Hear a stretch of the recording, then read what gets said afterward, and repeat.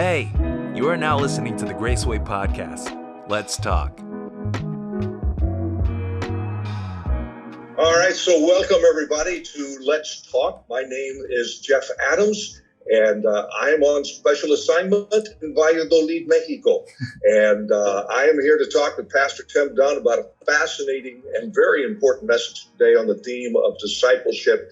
And I mentioned that I'm out of the country because I'm in a situation that is less than ideal from technical specifications. So if the video goes crazy, or you see us have to come back in and restart or whatnot, please be patient, because I think both Pastor Tim and I feel that this is a very important conversation.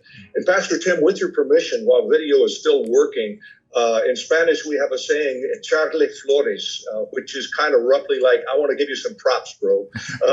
That's the way that we would say that in Spanish. And I'm saying that because the theme of discipleship has been so intimately identified with my trajectory all the way through life and ministry. In fact, back when I first started over 50 years ago, the word discipleship and even the concept of discipleship was rarely mentioned. Little was written, other than Dietrich Bonhoeffer's famous book that was a little different type of perspective.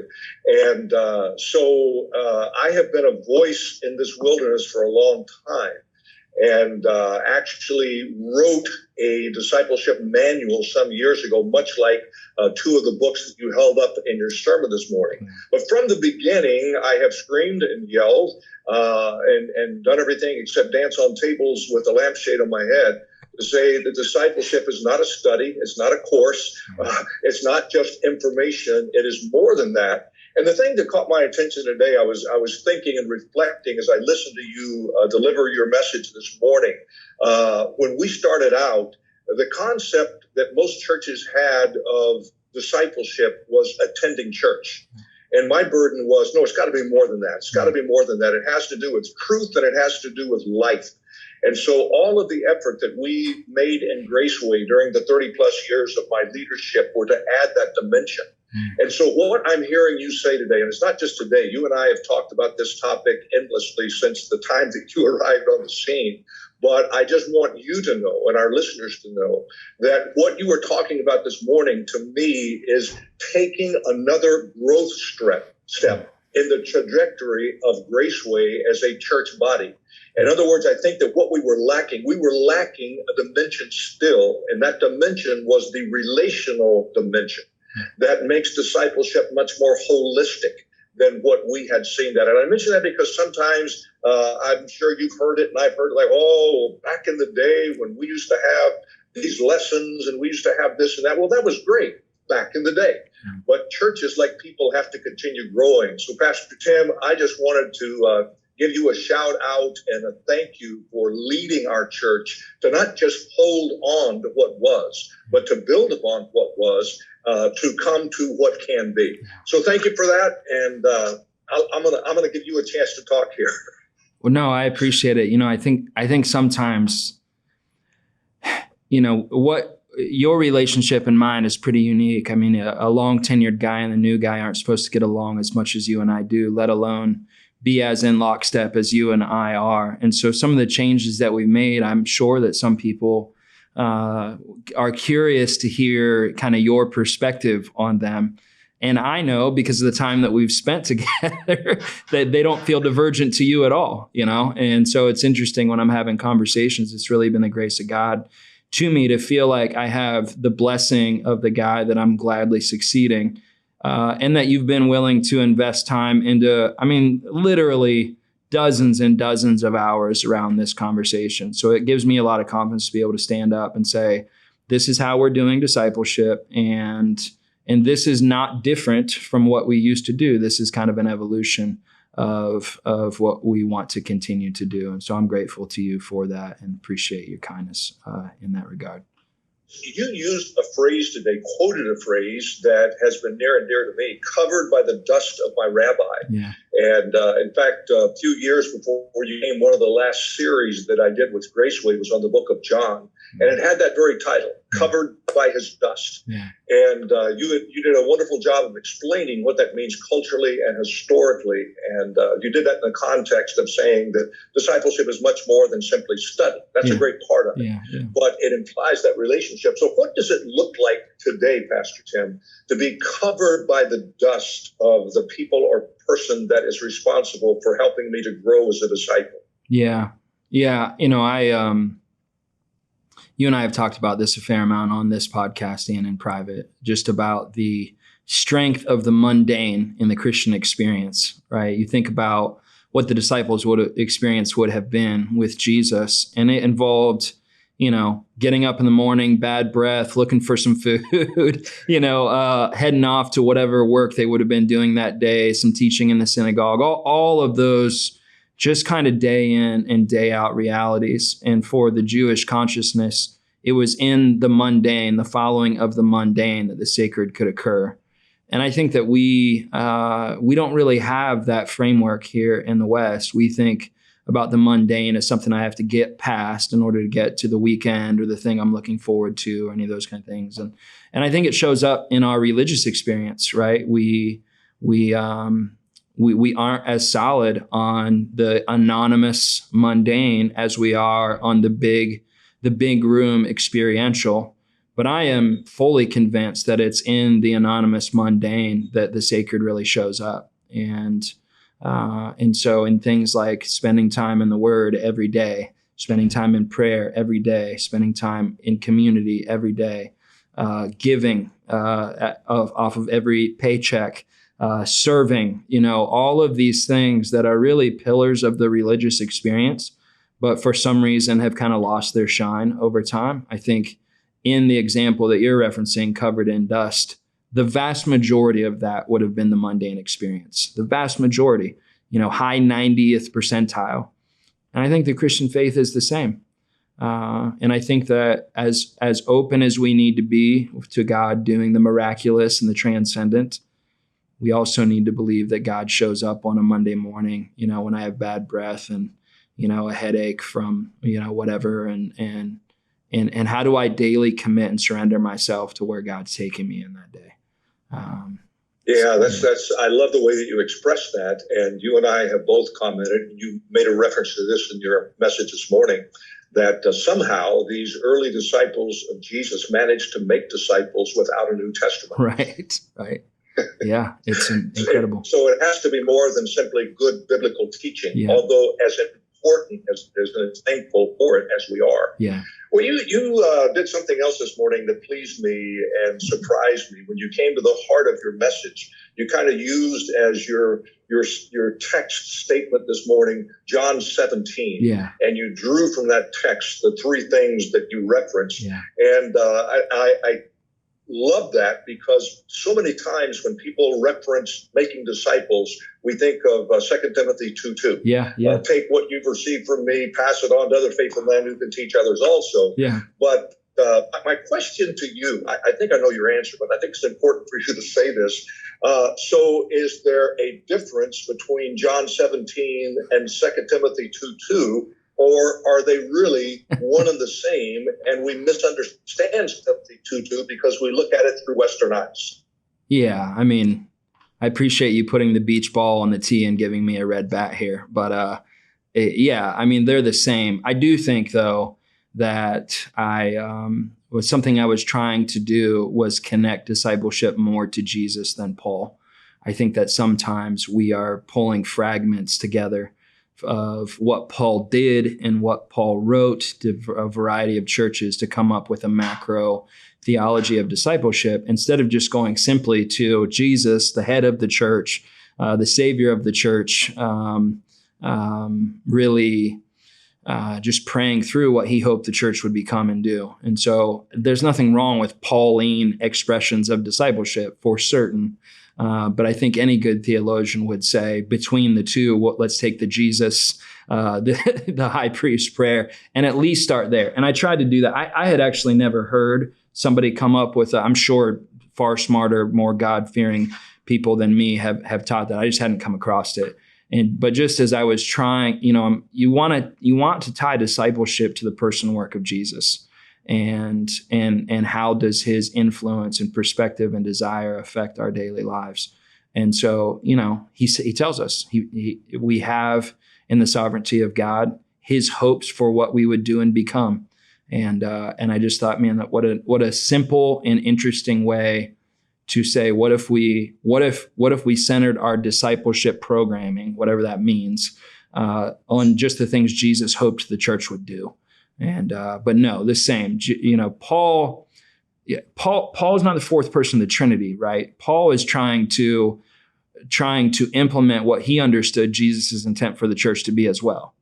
And I'm grateful for that, right? And we see that the Holy Spirit inspired him to do it. But, I think that Paul's trying to do what he believed Jesus wanted him to do. And it's a beautiful thing to do too as well.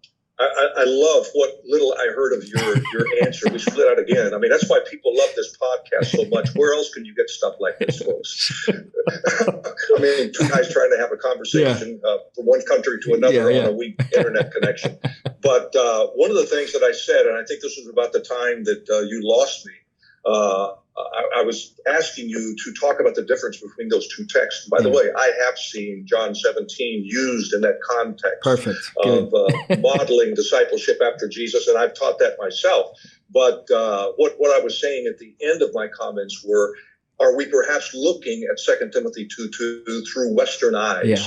And we look at that as being sitting across a table over a cup of coffee and sharing a curriculum rather than what Paul would have had in his mind. Yeah. And Paul's culture. It's Paul's culture. And, I think we could talk a long time through this, but Paul's talking to a pastor and he's calling him to train up elders, right? Like he's telling him how to plant the church, how to lead the church, how to all those kind of things. And not that I don't think, commit to faithful man, the things that I've taught you. But I think you could also make some of the case that Paul wasn't exactly getting at discipleship curriculum when he was teaching that. I think sometimes we're looking for discipleship curriculum proof text, and that we're like, that's close enough. When Jesus, talks through the unity of the church, the mission of the church, the obedience and worship of the church. And, it's right there for us to step into, for sure. Well, I think you hit the nail on the head that we go through looking for discipleship proof text when discipleship is not a segment of Christian life. Yeah, it is the center of Christian life. Absolutely. And the point that I'm hearing you say this morning is that it is holistic. Yeah. Now, let me ask you another question before I get cut up again. We're getting at the big questions that I wanted to ask you this morning, little by little. Yeah. But I want you to talk a little bit about the connection that you see between this holistic type of discipleship, this covered in Jesus dust stuff, and the John 17 thoughts. For you in terms of small groups, because you do small groups the way that very few churches do, what you call free market small groups. Sure. And work that a little bit about how you see that relating to this whole concept of discipleship. Yeah, well, I think the free market groups puts some of the initiative onto the church, right? It's a good thing for me, and I said this to the church. What free market does is it really allows me to test the spiritual temperature of our church in regards to community and discipleship by putting the impetus, the initiative on people in the church to lead that, rather than me to say, we're going through all this, here's the class, here's the step, all those kind of things. I think it oversimplifies things. And I think over a long haul, that's not the healthiest way to do it. I think it also, free market, allows us to acknowledge that discipleship looks different in different places and in different seasons. I said what I needed in terms of discipleship was different pre-COVID than it was in COVID than it is now. And I think that free market just acknowledges that sometimes I need help in my marriage. Sometimes I need help in my parenting. Sometimes I need help in my finances. And we have all of those things based on the need of. We also, what I tried to say today is just say, for those of you who are just starting and looking for us to carve a path for you, here's some resources just to kind of get you going, right? But I think, I was thinking about this, knowing that we were going to talk about this. I think it's really, really important to make sure that we look at discipleship as a whole church principle, model, method, all of those kind of things. I think that it's very kind of cliche to smash the church for its ineffectiveness around some of these things. But when you read the Bible around discipleship, you see that it's an entire church ministry. And it's a really powerful thing. The mundane expressions of the church, not of a person in the church, but of the church doing these things together. Something holy happens during that. And free market for me really keeps it open so that relationship can be emphasized. And I just have learned, this is my own, I don't know if this is right or true or whatever, but my perspective is, we are better at focusing on almost anything than relationship, right? So when it's like this curriculum, we spend a lot of time talking about the curriculum, what we think about the curriculum, we like it or we don't. So when we are forcing ourselves to engage in the mundane with other people, we are minimizing. Of course, curriculum and content is important. Of course it is, but it's not the thing. This thing that's happening between us, this thing that's happening when we congregate, when we serve, when we give, when we study, when we eat together. That's what the Bible talks about. And the power and the beauty and the miraculous in the simplicity of church that I think needs to be emphasized in discipleship. That it's really hard to do discipleship in isolation or even segmenting off, with my guy or my guys. No, you need the whole church experience to truly understand how discipleship is supposed to look and feel. And that is the good, the bad, and the really ugly. God sovereignly, Romans 8 says this, sovereignly uses everything together for our good according to the purposes that he's called us to. And so when we have disagreements, when we hurt each other, all of those kind of things, right now, because we don't view the church as powerful as God says it is, we say, I'm just going to leave. I'm going to find another church. When discipleship is being rooted in a place and committing to work through those and the sanctification that occurs when I do that rather than hitting eject on these things. And so, I think for me, ecclesiology and discipleship has to marry one another. And I think sometimes because we make discipleship so content-oriented, here's our ecclesiology and here's the content of our discipleship, and these two never shall meet. And something very bad happens in our development when I don't have to engage my theology into my relationships. And something very siloed happens that I think is very bad for the church. So. Oh, that's so good. I really appreciate that whole approach to that. We did various things trying to establish small groups under my leadership. We never really got there. We did some good things. Sure. But I think we were so tied to the way that small groups were supposed to function. Yeah. And something happened to me a dozen or more years ago when I got together with a small group of friends of mine and said, look, guys, we just want to have breakfast once a week. It's not a Bible study. It's not a prayer meeting. We're just going to have breakfast and we're going to do life together. Yeah. And so I had a meeting one Sunday night if anybody wanted to come and learn how we did that. Yeah. And so probably 50 or 60 people came. They had their notebooks ready. And I said, look, here's the basic thing you need to know. There are no rules. Yeah. We meet to do life. There are no rules. But so what curriculum do we use? What are we going to study? And when do we pray? Do we take an offering? Can I invite a lost person? And I said, no, wait, let me say this again. There are no rules. Right. Yeah. If you have a group of friends and you just want to get together and find the best margarita in Kansas City, that's okay. Do it together. Do life together. Yeah. Why do you think that people want to be told, this is my language, just tell me how to do it? What is that? What is that thing that says, what's the right way to do this versus? That's a great question, and I think it stems from our Western culture of check boxes. Okay. And we don't seem to be teaching people how to think. Sure. We want to tell people what to think. Yeah. And I love what you've said consistently today. It's the power is in the mundane, the everyday life. Yeah. And this breakfast group that I have, you know about that. Yeah. And it's just simply getting together. There's no rules. There's nothing to follow. We just simply say, okay, this is what we're going to talk about, life. Yeah. And so some days it may be talking about how the Chiefs beat Tennessee. Some days it may be talking about a problem that one of the guys has in business or in life. Yeah. And some days we may, say, well, I saw something in Scripture that said this, but there's no study. Right. There's no official time for prayer. It's Right. just simply doing life together. Right. And to me, that's the genius of what you call free market small groups. So may your tribe increase, and probably given our internet connection, we ought to stop while the stopping is good. All right, fair enough. But man, I have so wanted to discuss this in a public forum with you, because we've had some rich discussions privately about what discipleship is and what it is not. Yeah. So again, once more, thank you so much for what you said today. And if somebody is listening to this podcast and they haven't heard your message, I beg you, go back and listen to it maybe a couple of times. There were a lot of moments in your message where I thought, oh, that's so good. I would like to just pause right there and frame that for a second, reflect on it. So this is something that's worthy of at least a couple of mentions. So thank you so much, Pastor Tim, and hopefully we can get back together next week soon. Thanks for tuning into the Graceway Experience. Hope we can talk again sometime.